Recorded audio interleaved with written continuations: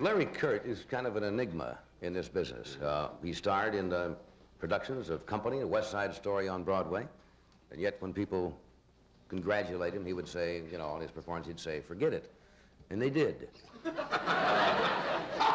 He's very versatile. He really is. He does acts, he sings, was a great gymnast one night, remember? He walks nice. Huh? He walks nice. He walks nice, and he's a keen person. But Larry is one of those guys, strangely enough, that you see and you say, oh, I know who that is. Yeah. And you don't quite place the name. Yeah. And so here he is. I know who he is. Oh, there it is, right there. Larry Kert.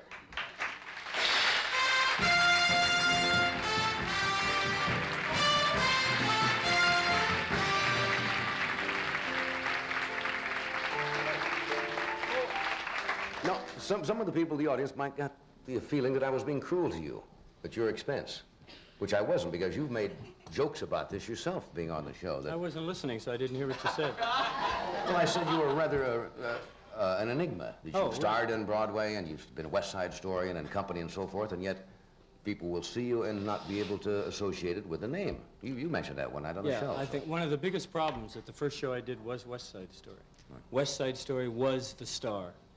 The reason they cast myself and Carol Lawrence at the time, who was an unknown, Cheetah Rivera's, they did not want anybody to overshadow West Side Story. And that was a powerful... and everybody remembers West Side Story. I mean, not that they don't remember me. The music, that was Bernstein score. Leonard Bernstein, Jerry Robbins, Right. Stephen Sondheim, who's now the moving force in the American theater as far as I'm concerned.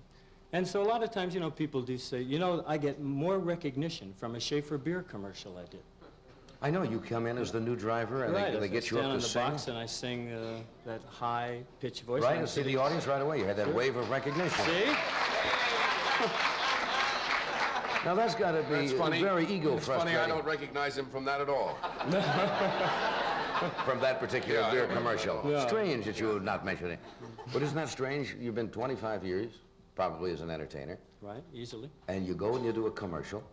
And people say, oh yeah, the fellow who does the so-and-so beer commercial. Yeah, it's Is that self, strange. is that I don't mind shattering at all? Well, it was for a while, but I must say, thanks to you and the Johnny Carson show, that it has helped the recognition, because, you know, as many people, you can do Company for 2 years, and one night as many people will have seen you as they see you in 2 years on Broadway. Somebody once figured out that one time when they, I think they played Hamlet, or maybe it was Macbeth on television, neither one doesn't make any difference, and they said that in one night on television, more people had seen Shakespeare than had seen Shakespeare since his existence, in all the plays that he had presented from the time he was born, through all of history, in every theater in the country. One night, more people saw that particular production. I'll tell you, at this point, I wish that the Broadway theater was as creative as television is.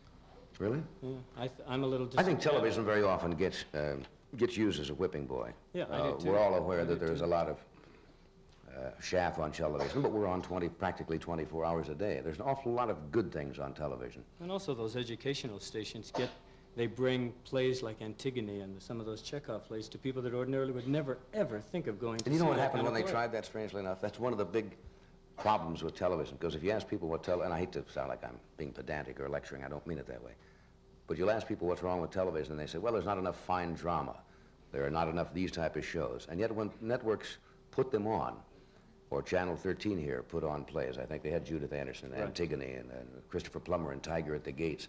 You know, fine. Nobody watched. No, I know. And Standard Oil tried to keep the thing going, but it was tremendously expensive. And so I wonder sometimes when people say one thing, what they're really watching. They'd say, well, I'd like to see Shakespeare, but they're watching Gilligan's Island. They like to intellectualize. Everybody likes to intellectualize Sure. what they... Yeah. It's only natural. Sure. Well, did you do the Hawaii Five-0 that you were talking about the last time we were here? After I left you, I went to Hawaii for 10 days, and it was fantastic. Except, I must tell you something. I have, as probably, I'll bet there is a percentage of the audience that has it, I have claustrophobia. And it's not... Ed has... No, you have... no, you don't have claustrophobia. I have both. You have altophobia. Acrophobia. Acrophobia. Acrophobia. Fear of heights. Well, I'll And tell you, claustrophobia. if you don't have claustrophobia, it's difficult to understand what a person with claustrophobia feels. And in the script, it had a shot where Patty Duke, Jack Lord, and myself get into a helicopter, and then the scene was supposed to cut. Helicopter takes off without us, and then it flies around and zooms down the camera, and then it lands, and then they put us in it, and we get out. I did not know I was going to be in the helicopter. I'd never been in a helicopter. So the scene, they told me that I was going to do it, so I went home and I practiced standing in a closet. I mean, just anything that would confine me, because I'm all right in an elevator, but when my arms are confined, I panic. I can't stand a close quarters. I can't sit in Volkswagens. I mean, I Now, can't. you laugh, but this is true. No, I cannot get into a small See, a car. phobia, first of all, by the definition, is an unnatural or Right. bigger-than-life fear of something. So we get in, Patty Duke gets in first, I get in, and Jack Lord gets in next to me, and we strap ourselves in, and it's the straps over the shoulder, and I'm sitting like this, and it takes off. And I said, oh, no, man, no, I can't. And it goes up, and you start saying things like, hey, let me out of here, I forgot my nose. I mean, you say anything. I need my ears pierced, so I left the water run. I mean, I got a pain in my leg, let me, Anything. anything. So I'm sitting like this, and the helicopter takes off, and the camera is down, and the helicopter zooms down in front of the camera, and the camera is on a zoom lens, and I forgot about the camera. I mean, I forgot that I was even being photographed. The perspiration was off my forehead, and I'm like this, and just as it passed the camera, I went, ah, ah, ah, and I heard on the last read, cut. And I finally came down, and I had to admit to them. I did not admit it, because you do not like to admit something like that, and I said, look, I have claustrophobia, and could you put me They may on have the- sensed it by that time. Right. When you went, ah, I'm going to die! That was a tip-off, you see, as you went by the camera. And I got out. Finally, they put me on the side, and it was fine because I had an arm, and I could see, I could look out the window, and it was fine. But I mean, sympathize with you. I've been in subways, and I've been crowded, and I have said things like, move! I mean, I'm not kidding, just move! You know, and people look like I'm crazy, you know? See, in a New York subway, that's normal conversation. Right. I'm going to kill you! Oh, God, you're going to kill me. What does that mean? That's just normal good morning type of talk here. Right. You're going to get killed. How would you like a punch in your face? People stand there and, say, hey, no. I sympathize with you. And if you go in like on 34th Street or 42nd, where there's really those crowds, I see them coming in. I mean, I immediately back get away? out and walk 18 blocks to my next place. Claustrophobia is probably the most common phobia with people. That and probably acrophobia. Oh, it's just Luckily, I terrible. do not have those, but I have other little phobias that Yeah, are I know. very... Tell him your phobia. I have a malaphobia. What is that? Well, it's embarrassing. I have a feeling that a wire coat hanger is going to make an indecent gesture.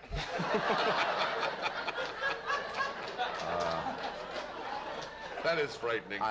Wire coat hangers panic me. To live with that all I don't your like life. them, number one, because you can never take them out of your clothes. They breed. Did you ever know that? At night, did you know that coat hangers breed? Oh, really? Oh, and they turn around at night.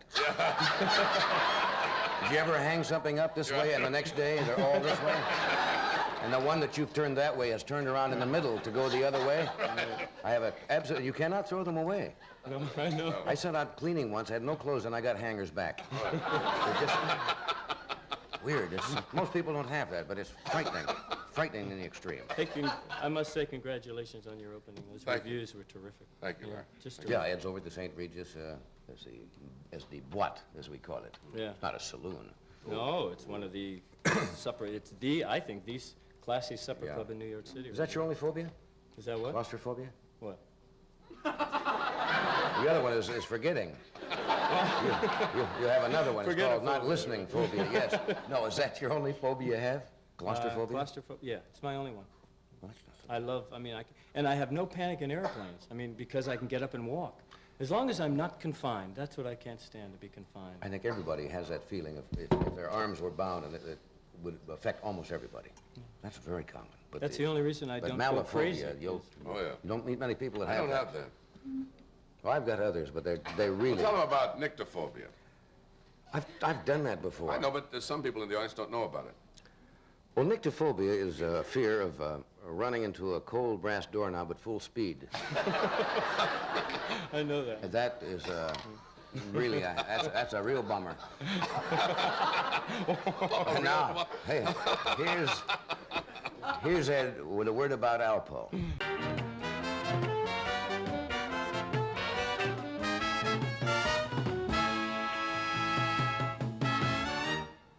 I understand the song you're going to do tonight is a first in a way. Right. I was in Paris this year after I left company in London. Right. I took a vacation and I went to Paris. A friend of mine opened up a restaurant here. It has a very successful restaurant here in New York. And he opened up a restaurant in Paris. And funny thing is, the other day I asked him, I said, when are you coming back? And he said, I'm sitting out the Nixon administration. he ain't coming back. Staying over there for a while. So I went to his restaurant, and then I went to this club, and a guy got up and sang this song called Allez, Allez. I'd never heard it before. And I was drained after the end of it. It was an incredible song. And I asked the boss, I got in touch with him, I said, is there any recording on this song? Is there any way I can get a copy of it? Because I do television once in a while in the States, and I would love to sing it. And who wrote it? He told me a man named Christian Rudy, 24-year-old boy who had written about 35 songs, and he was being touted by Jacques Brel and Aznavour and stuff as the up-and-coming new writer, not a performer. And he was driving from Paris to the south of France, and he was killed in January in an automobile accident. Good heavens. So his 35 songs were being sung by people in small clubs. And this song was the last song he wrote, and I said, if it was possible, I would love to get a copy of it. So I left, I went back to the States. When I arrived back here, all 35 of his songs were sent to me by this man, saying that no one has ever sung these songs. They have never been heard of in America.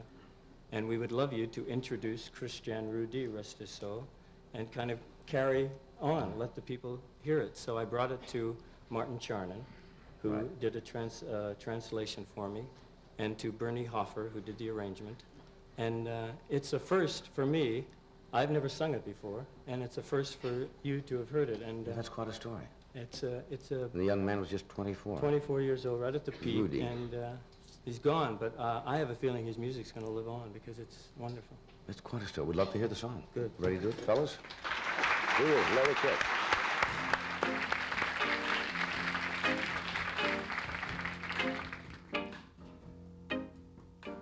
Don't hang around, just go, just go. There are no words, just go, just go. We've put this off too long, too long. Don't hang around, just go. Look at my eyes, they're dry, they're dry. See how I laugh, I can. You haven't meant a thing to me. Don't hang around, just go. Why do you wait? What for? What for? What do you think you'll hear me say? We're at the end, it's done,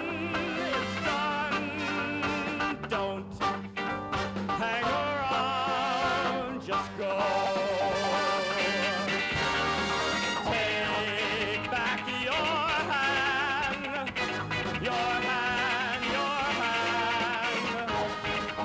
Haven't you done enough? Leave me alone, love of my life. Just go. Love of my life, just go!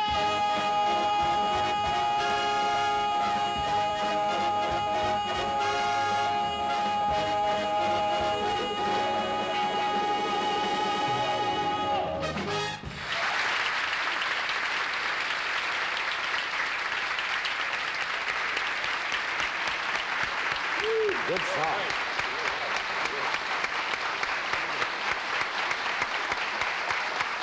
Good song.